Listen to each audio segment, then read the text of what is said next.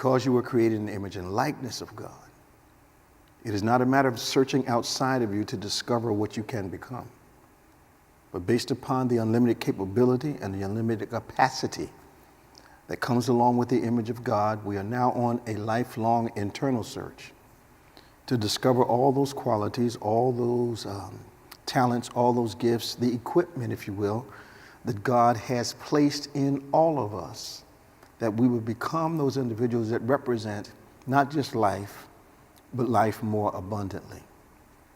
So part of this conversation is about self-discovery.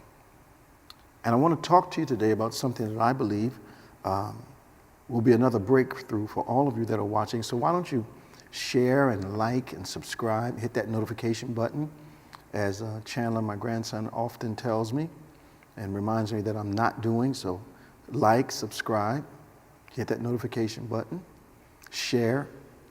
Someone that you know, male or female, will benefit from this conversation. Now we're going back to Proverbs 31,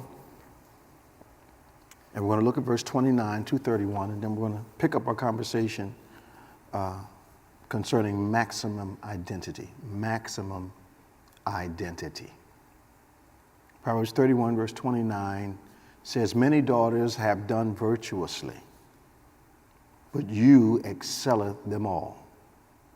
Favor is deceitful, and beauty is vain or fading, but a woman that fears the Lord, she shall be praised. Give her," watch this, "of the fruit of her hands, and let her own works praise her in the gates." Maximum identity. To discover maximum identity, you have to become what I call a barrier breaker. In order to become a barrier breaker, you must overcome some emotional history. That means that emotional history that has to be overcome might be connected, or probably is connected, to events that are very significant, but not events that have propelled you forward, but events that have somewhat at times, from time to time, held you back.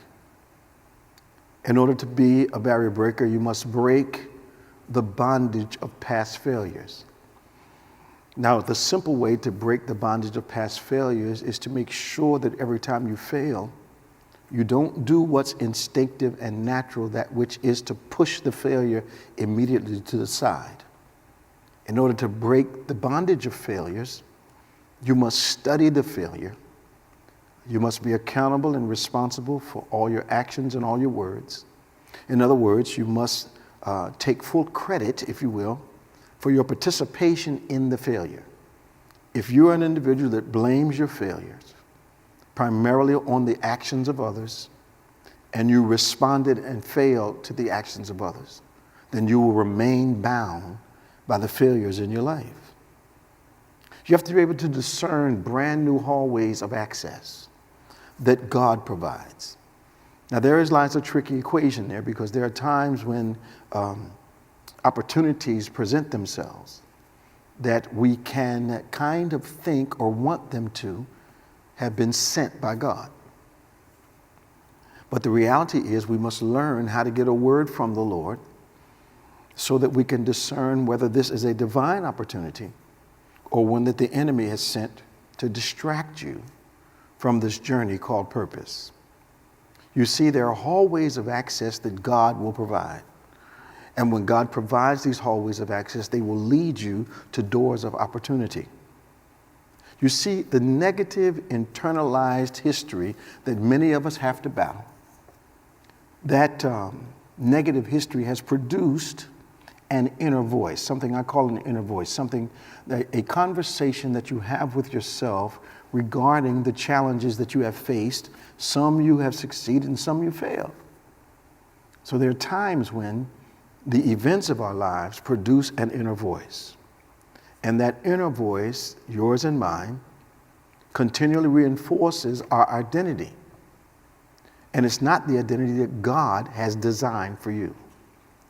Now, one of the big problems that we have in reaching our maximum ability and maximum identity, being a barrier breaker, is this: We place too much weight and influence on opinions from people who've not come close to producing what you've been created to do. An opinion from someone who has no expertise, an opinion from someone who has not even identified their own abilities, an opinion from someone who has, their life is one of limitations and always finding themselves missing opportunities because their inner voice tells them when the opportunity is presented that it's not for them.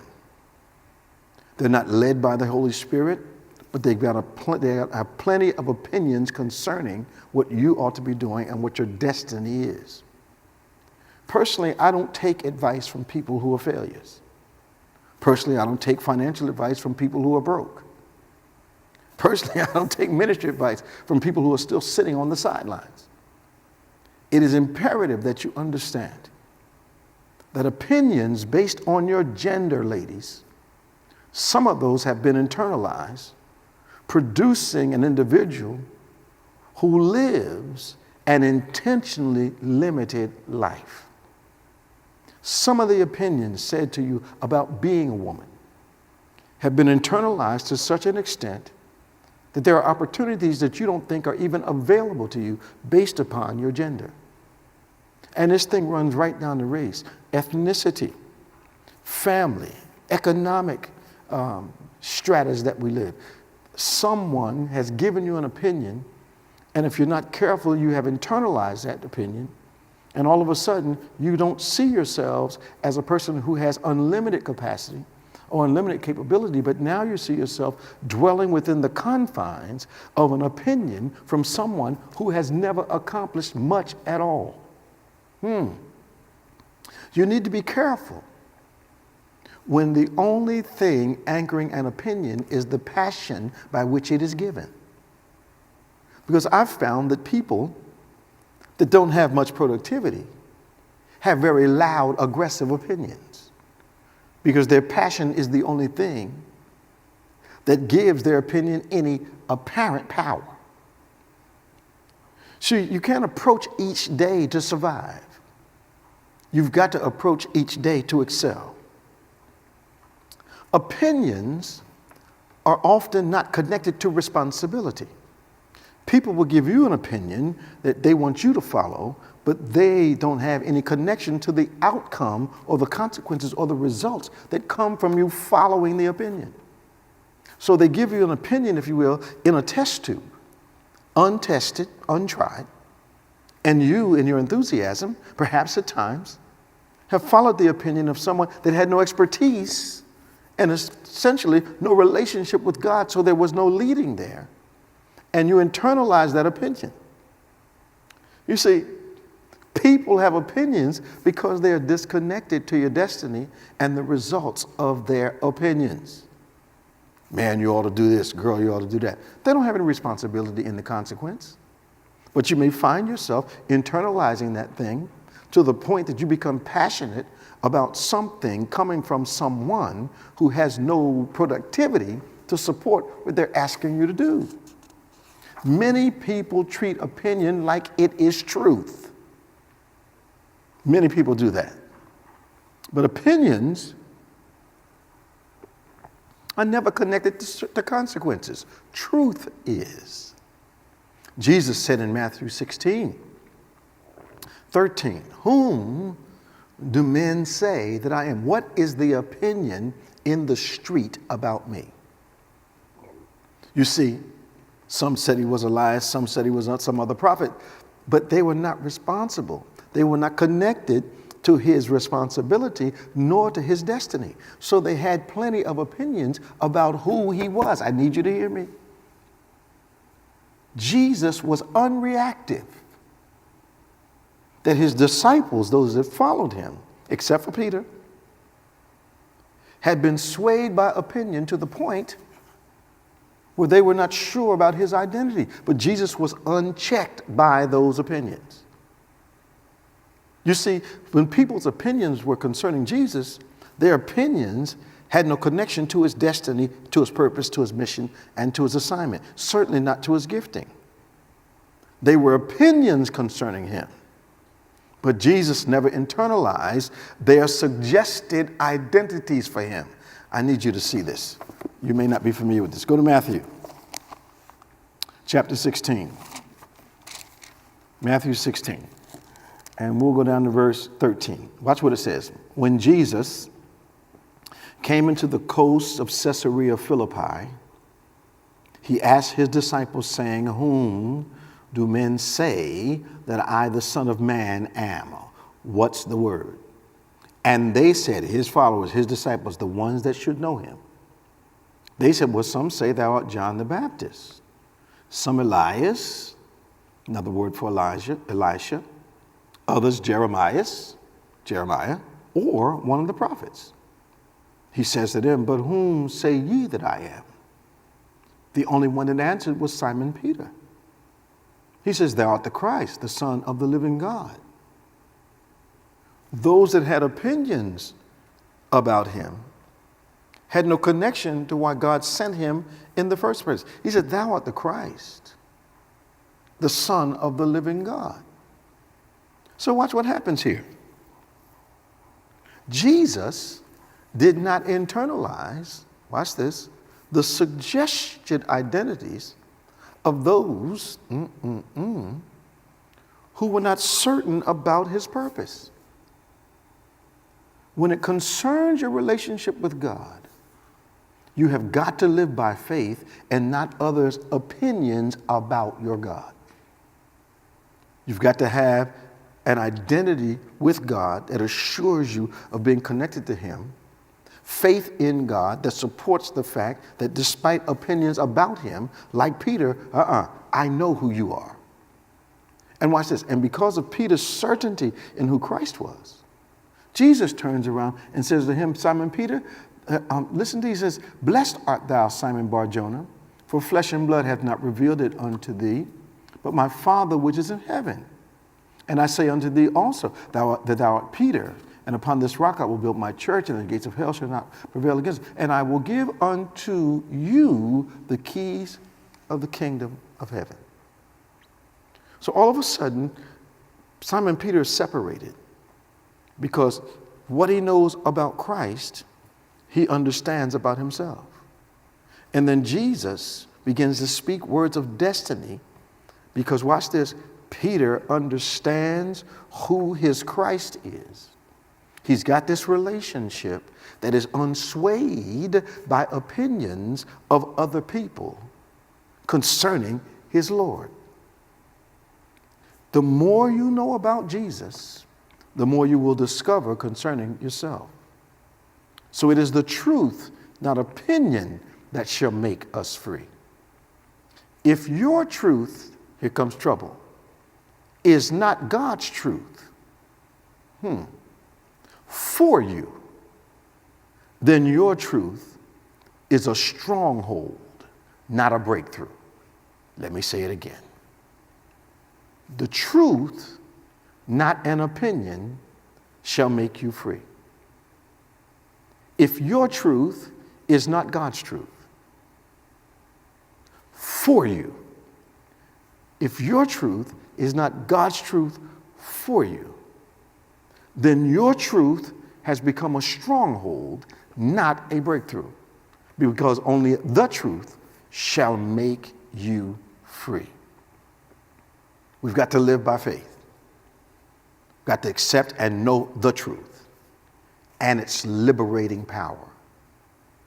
Your own private truth is a limited truth, but the truth of God concerning you has unlimited capability, unlimited capacity. Your truth is how you feel right now. God's truth concerning you is eternal. His truth concerning you will not fail. His truth concerning you means he'll work all things out for your good, because his truth for you includes his purpose for you. But when I have my truth, which is a truth, God sees it as your opinion concerning you and not the truth concerning you. I know I'm going to get written. Your truth is not his truth. The only way your truth can be his truth is if his truth is your truth. And in order for that truth to work for us, we've got to live by faith. We've got to know the truth. We've got to understand the liberating power of God's truth. I am, many people have said, who God says I am. Now let's cut that a minute. That's simply because God said it. But I am who God says I am because I live it. If you're going to be who God says you are, you must live this thing. Truth ignored is truth discarded. Man. So I can't say that I am who God says I am and not live the truth of God's revelation concerning you, about you. Because if I don't live the truth of God, I am ignoring the truth of God. And if I ignore the truth of God, I am discarding or throwing away that truth. Because truth must be lived. As the Bible often says, truth must be walked in. When you and I believe opinions rather than what God says concerning us, we create internal barriers, internal strongholds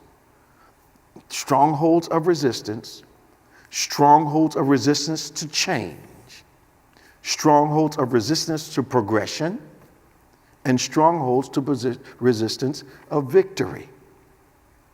You see, when I fall into the trap of thinking progress is perfect, then I fall into a trap where I'll be vulnerable to opinions.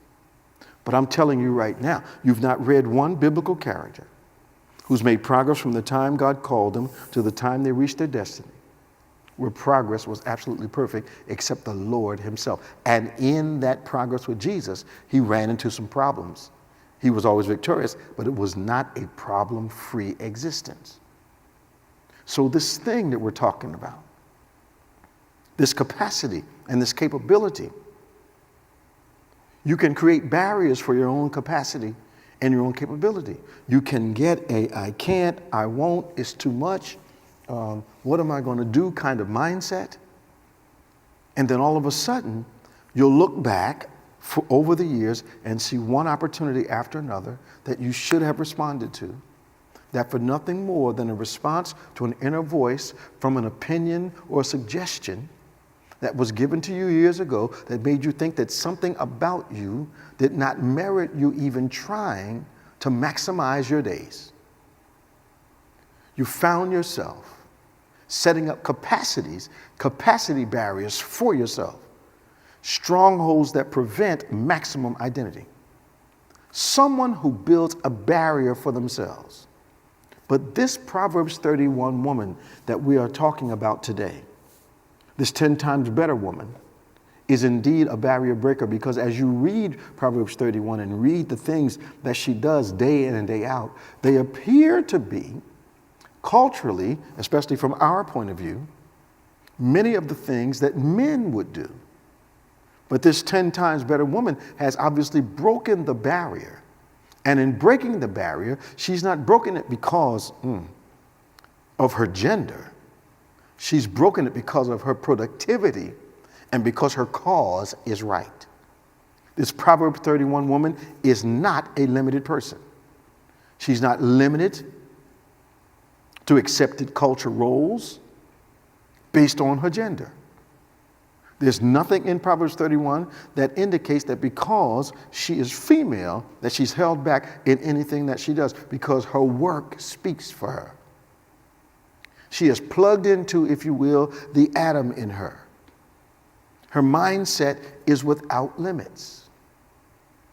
And that is not a sexist statement. We know how God created, in Genesis, how God created man and woman. He makes Adam, takes a rib out. That rib, he makes a woman. So there's woman in Adam and there's man in Eve.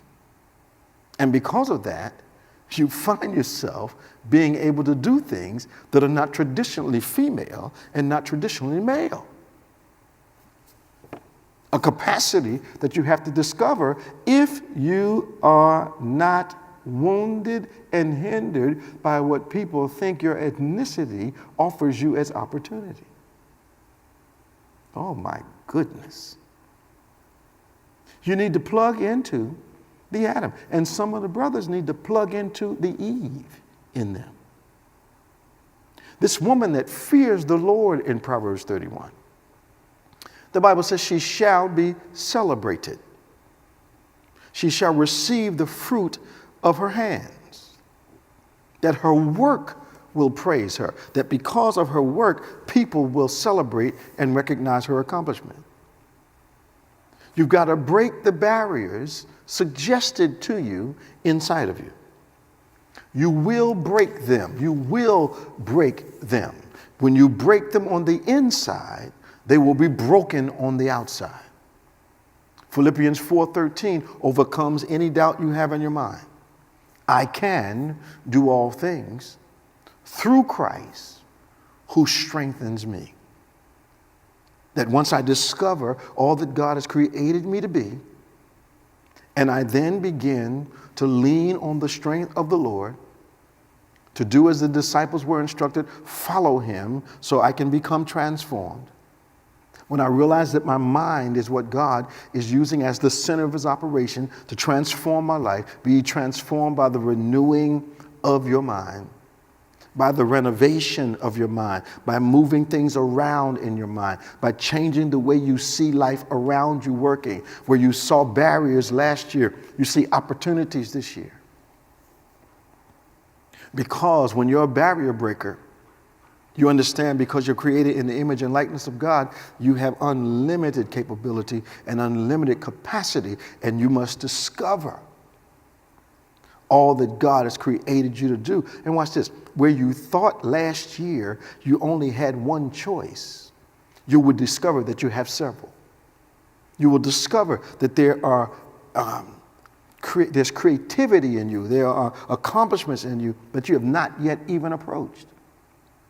That the things that you fear doing, the things that the process of it seems daunting, that going back to school, that writing that book, that writing that play, that composing that music, that getting that degree, all those things that the internal voice quietly, silently tell you that's too much. That voice that tells you it's too late. You've wasted your life, that it's too late. That you've missed your season, that it's too late. That opportunity will not return to you again, that it's too late. When you let that inner voice convince you that what God has said to you that you can do all things is a lie, then you create a barrier and a stronghold to your own progression. You cannot maximize your identity, allowing, watch this, the bricks of failure to become the houses of your present and your future. You cannot allow the roadways that, yes, for many of us are littered with failures behind us, taint the way you see the road in front of you. You cannot expect every day as a survival day. You must wake up every day desiring and intentionally excelling in every day. This is the day the Lord has made. You shall rejoice and be glad in it. God needs you to discover him in you so you can understand that every day that you wake up, it is a day of rejoicing for you, a day of accomplishment, a day of productivity, a day when your work will praise you. This is extremely important for you to do. Maximize identity is an intentional move of God in your life, an intentional move of you in your life with God. Maximize identity is not just stumbled into. It is an intentional endeavor to walk in purpose, to solve the problems that you've been created to solve, to overcome the gender, the ethnic, the economic restrictions that opinions have placed upon you and you have accepted as identity.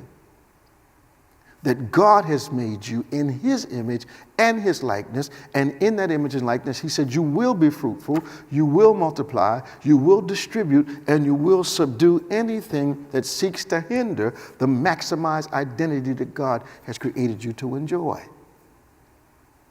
It is extraordinarily important that you understand that God has not created you, commanded you, and not given you ability to do what he has commanded. When he says be fruitful, it's a commandment. God never commands you without giving you ability to obey.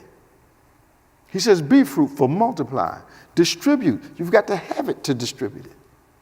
But also he says subdue. Subdue anything that would seek to hinder you maximizing your identity every day of your life. I'm almost out of time today, and I want to encourage you.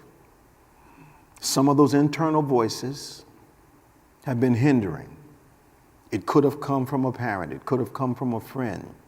An event in life could have spoken to your spirit. And the voice of that event, the voice of that individual, continues to run quietly, silently, but victoriously, because you have become convinced in your own mind now that there are barriers to your success, barriers to your prosperity, barriers to your progress. It is important for you to understand this, that once you break the barrier of denial and understand your part in whatever failures you participated in your past, and then you go to school and learn and gain the wisdom, watch how I say this, gain the wisdom that comes from failure. When you can look yourself in the face and say, yes, they did this, but I did that. When you can stop saying they made me and you said, okay, and even some of you where you were put in positions long before you were able to defend or articulate your problem. And yes, it happened. It was not your fault. But now it is your responsibility to break free of the bondage that the enemy tried to place on you. It wasn't your fault, but now it is your responsibility. Are you going to live the maximized life? Break free of all the barriers, all the bondages of past failures, past disappointments? Are you going to be the maximized identity that God has created you to be? The 10 times better.